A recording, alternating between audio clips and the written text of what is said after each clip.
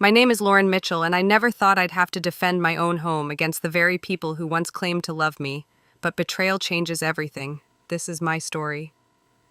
The clinking of silverware on my mother's best china was the only sound for a moment. It was our annual family dinner held at my parents' house. This year it was supposed to be a celebration for my older brother Ethan. He had apparently closed a big real estate deal, and my parents were bursting with pride. I sat quietly, sipping my water, a familiar knot tightening in my stomach. I've been to enough of these celebrations for Ethan to know they were never really about him. They were about reminding me of my place. Before we dive in, make sure to like this video, subscribe to the channel, and drop a comment below telling me, where in the world are you watching from? I love seeing how far this story travels. The air was thick with the smell of roasted chicken and my mother's forced cheerfulness. She kept glancing at Ethan with a smile that never quite reached her eyes. Then her gaze would flick to me, and the smile would vanish. My father just stared at his plate, a silent partner in whatever drama was about to unfold. Halfway through the meal, Ethan pushed his chair back with a loud scrape. He stood up holding a champagne glass. The cheap, bubbly liquid sloshed near the rim. "A toast," he announced, his voice booming in the small dining room. Everyone stopped eating. My aunts and uncles turned to him, their faces eager. They loved the theater of it all. "To family," he started, raising his glass, "and to success.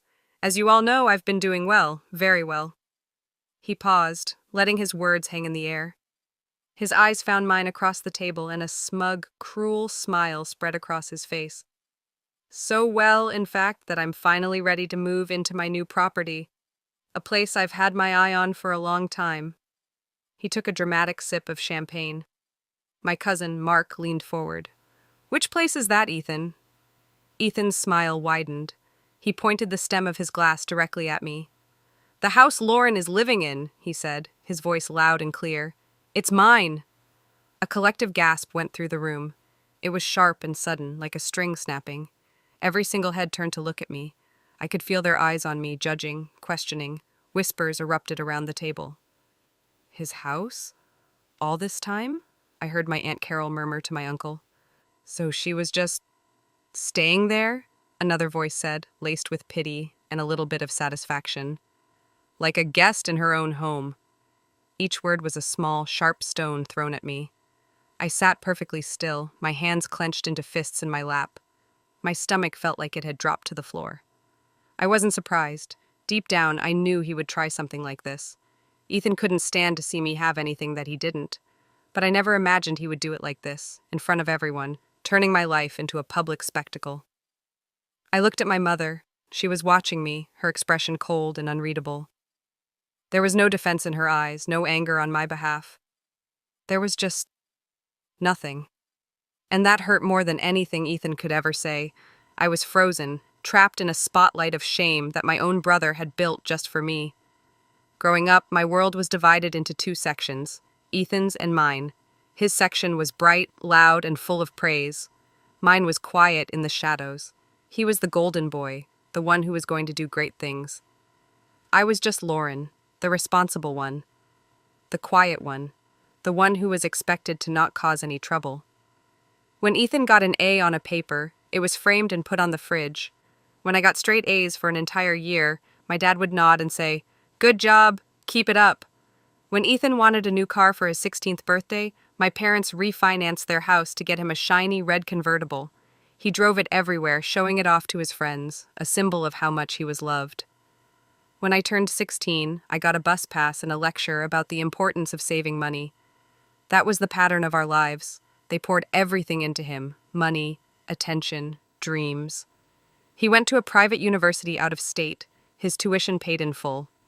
He spent his summers backpacking through Europe on my parents' dime. I stayed home. I went to a community college for 2 years to save money, then transferred to the state university. I worked 2 jobs to pay for it.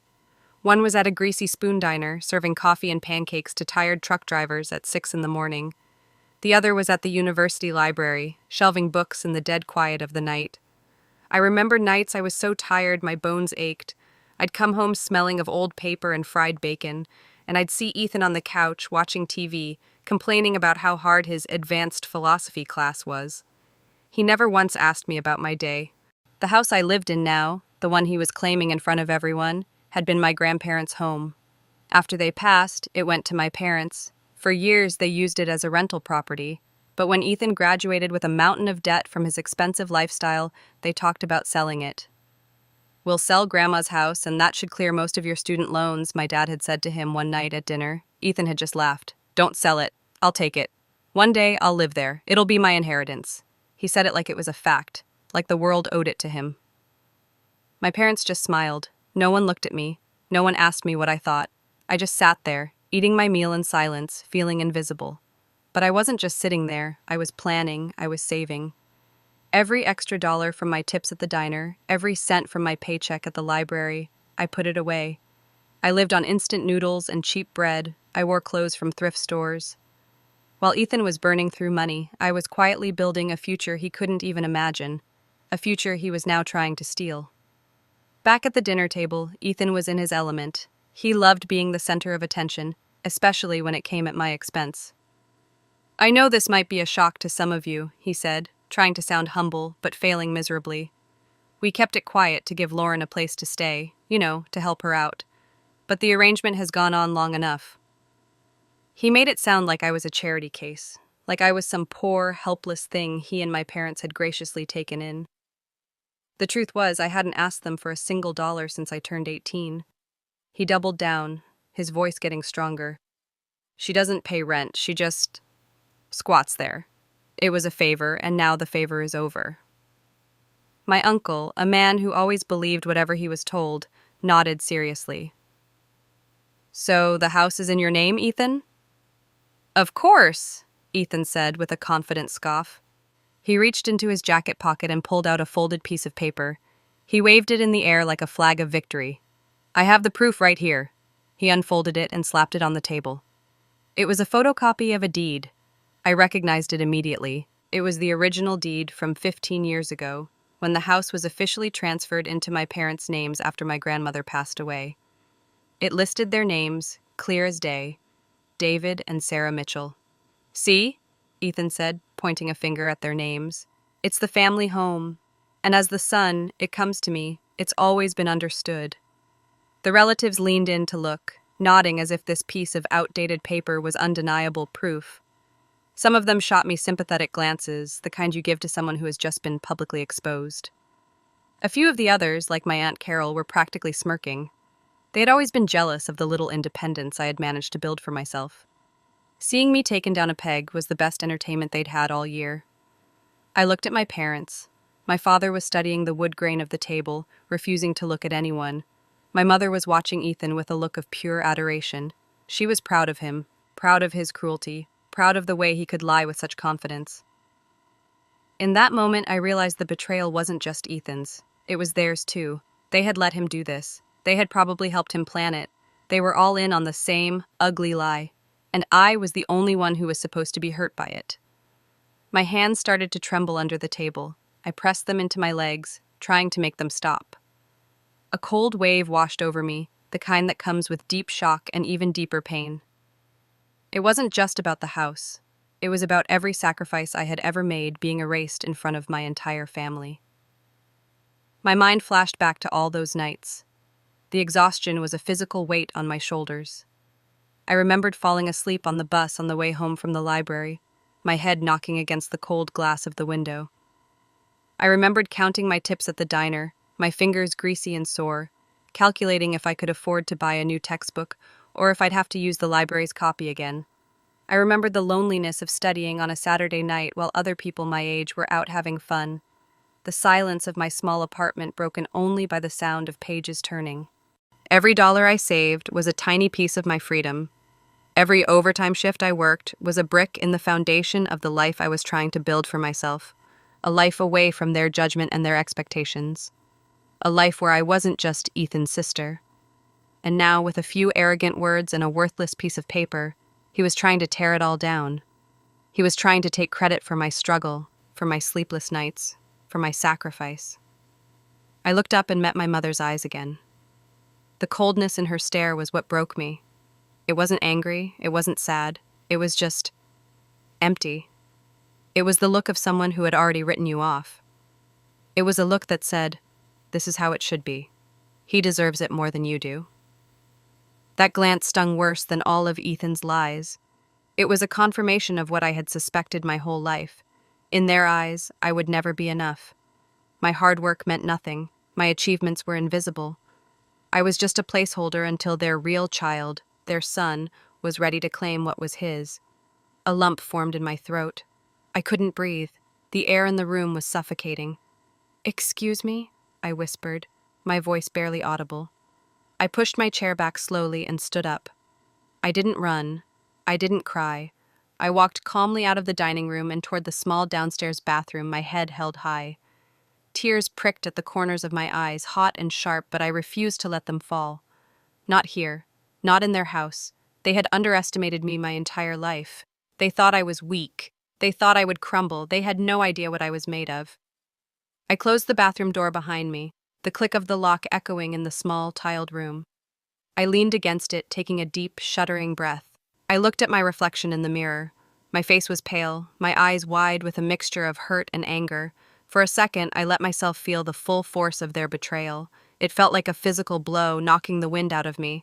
But then, another feeling started to rise up from the pit of my stomach. It was a cold, hard resolve. They thought they had me trapped. They thought they had won. But Ethan, in his arrogance, had made a critical mistake. He had assumed I was the same quiet, passive girl who never fought back. He had no idea I had seen this coming. I had been anticipating a stunt like this for months. I knew Ethan was getting desperate. I'd heard whispers from cousins that he was drowning in credit card debt and had lost a lot of money on a bad investment.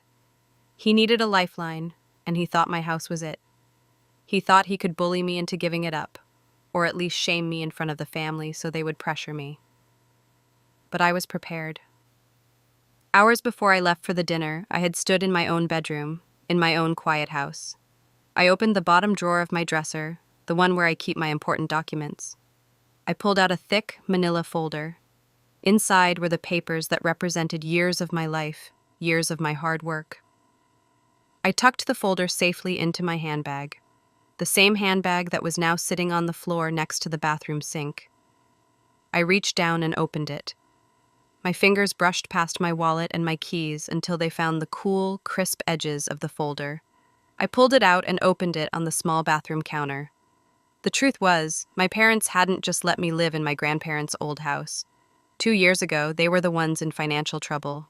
The bank was threatening to foreclose on it because they had taken out a second mortgage they couldn't afford, to fund one of Ethan's failed business ideas, of course. They came to me in secret, humiliated and desperate. They asked me for a loan. I told them I could do better. I offered to buy the house from them outright. I used every penny of my savings, the money I had been carefully accumulating since I was 16 years old. It was a fair market price. I didn't cheat them. I hired a lawyer and we did everything by the book. It was a clean, legal sale. Not only did I have the bill of sale and the canceled checks, but I had the most important document of all, the updated official deed from the county clerk's office, and on that deed there was only one name listed under owner, Lauren Mitchell. Ethan's arrogance, his need for a public spectacle, had given me the perfect stage. He wanted to humiliate me. Instead, he had just handed me the microphone. I took one last look in the mirror. The hurt was still there, but now it was surrounded by a quiet, unshakable strength. I smoothed down my shirt, picked up my handbag, and unlocked the door. It was time to finish dinner. I walked back into the dining room. The whispering stopped the moment they saw me. Everyone stared, expecting tears, expecting me to run out the front door in shame. Ethan was leaning back in his chair, a triumphant smirk on his face. He looked like a king holding court. I walked slowly back to my seat and sat down. I didn't say a word. I just picked up my fork and took a bite of my now cold mashed potatoes. The silence was heavy and awkward. Finally, Ethan couldn't stand it anymore. He let out a short, condescending laugh. "Well, this is awkward. Look, Lauren, there's no need to be upset. You can stay for a few more weeks while you find a new place. I'm not a monster." I finished chewing my bite of potatoes, swallowed, and then looked directly at him. My voice when I spoke was perfectly calm and steady. It didn't waver. "Ethan," I said, my tone even, "are you absolutely sure that house belongs to you?" He scoffed. "I just showed everyone the deed. It's our parents' house. It's the family legacy. It's mine." "Is it?" I asked softly. I reached down and picked up my handbag, placing it on the table in front of me. I unzipped it and pulled out the manila folder. The room went silent again. Every eye was on that folder. "You're right," I said, looking at him. "You showed them a deed. An old one. A copy." I opened my folder and took out the documents inside. They were crisp and official, not a flimsy photocopy.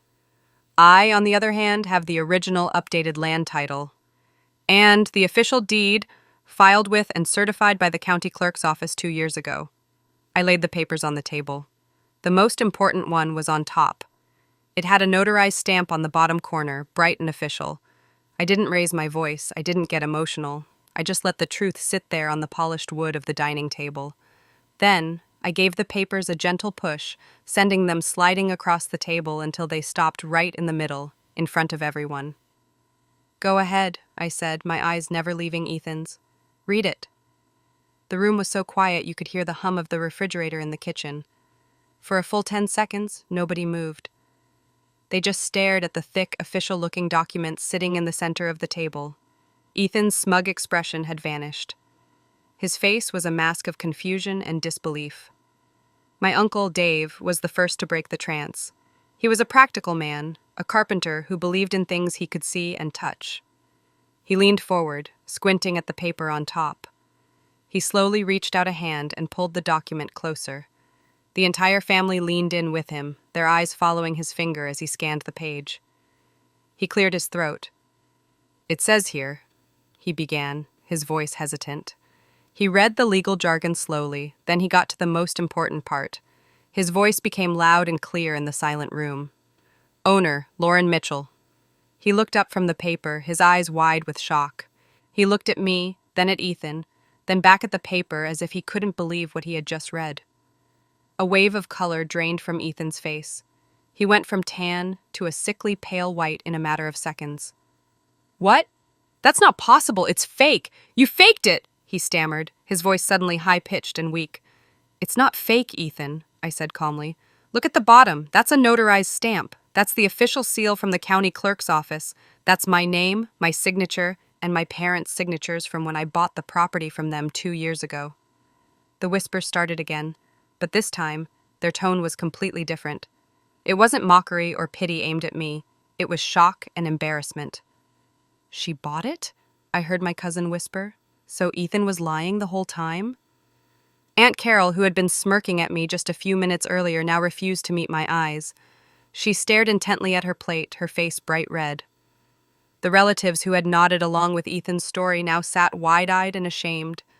They had been so quick to believe the worst of me, so eager to see me fail. And now, the truth was laid bare on the table, and it made them all look like fools. The public humiliation Ethan had planned for me had backfired in the most spectacular way possible. Ethan shot to his feet, his chair scraping violently against the floor. He pointed a trembling finger at me. "This is ridiculous. Mom, Dad, tell them. You promised me the house. You always said it would be mine," he yelled, his voice cracking with desperation. He looked at our parents, pleading with them to back him up. My mother stared at him, her mouth opening and closing like a fish, but no words came out. My father finally looked up from his plate, his face etched with shame. He couldn't look at me. He could only look at his son. "Ethan," my father started, his voice a weak mumble. But I cut him off. I had been silent for too long. It was my turn to speak. "A promise means nothing without a legal document, Ethan," I said, my voice cutting through his tantrum. It was still calm, but it was as hard as steel. "And a promise doesn't pay the bills. I bought this house from Mom and Dad when the bank was about to take it from them. I paid every single cent myself with money I earned from working 2 jobs while you were racking up credit card debt on fancy dinners and vacations you couldn't afford." Every word was true, and every word hit him like a punch. "They were going to lose it because of the money they gave you for that business venture that disappeared into thin air," I continued, not letting up. "I saved this family's home. The only reason you had a stage for this pathetic little drama tonight is because I made sure it was still here." The truth, all of it, was finally out in the open. The room was silent, the family frozen in place, witnessing his complete and utter unraveling. Ethan's face twisted in rage. He had no lies left, No arguments. No way to spin this. He was exposed, and he couldn't stand it. With a guttural roar of frustration, he slammed his fist on the dining table. The plates and glasses jumped. Then, without another word, he turned, stormed out of the room, and a moment later we heard the front door slam shut. He was gone, leaving nothing but a trail of disgrace and a stunned silence behind him. I didn't wait for the apologies. I didn't need them. I knew they would be hollow, offered only because I had proven them wrong, not because they were truly sorry for how they had treated me. I calmly stood up and began to gather my papers. My hands were perfectly steady now. I placed the deed and the other documents back into the manila folder. My mother started to say my name, her voice trembling. Lauren, I didn't even look at her. I didn't want to hear her excuses. I'm leaving, I said simply. I zipped my folder into my handbag, picked it up, and walked out of the dining room. I didn't look back. I walked out the front door, the same one Ethan had just slammed, and closed it gently behind me. The night air was cool and crisp. I got into my car and drove home. As I pulled into my driveway, the house was dark and quiet, waiting for me. I walked up the porch steps, the wood solid under my feet. I unlocked the front door and stepped inside. It smelled like me. It smelled like home. It was my home. I didn't turn on the television or play any music. Instead, I walked through the quiet rooms, my fingers trailing along the walls. My walls. I went to the kitchen and lit a small, lavender-scented candle. I carried it out to the back porch and sat down in my favorite chair. The moon was bright, and the only sound was the gentle chirping of crickets. I sat there for a long time, just breathing, in and out. I breathed in the cool night air and breathed out years of pain, years of feeling invisible, years of being second best. For the first time in my life, the crushing weight I had always carried on my shoulders was gone. It had lifted. The knot in my stomach was gone. I didn't feel anger or even triumph. I just felt peace. A deep, quiet, unshakable peace. They had tried to take this from me. They had tried to take my home, my work, my dignity, but they couldn't touch it. Because I hadn't just bought a house. I had built a life. I had earned my own respect. And that was something no one could ever take away from me. Sitting there in the silence of my own backyard, under the stars, I finally felt free. I owned more than just a piece of property. I owned myself. They tried to strip me of my home, my dignity, my peace. They thought that because I was quiet, I was weak. They thought that because I worked in silence, my work didn't count. But the truth was always mine. I was the one who held the papers. I was the one who put in the hours. Don't ever let anyone take credit for what you built in silence. Don't ever let their noise drown out your truth. Your hard work is real, your sacrifices are valid, and you owe no one an apology for the life you have earned for yourself. If this story touched you, like, subscribe, and tell me where you're watching from.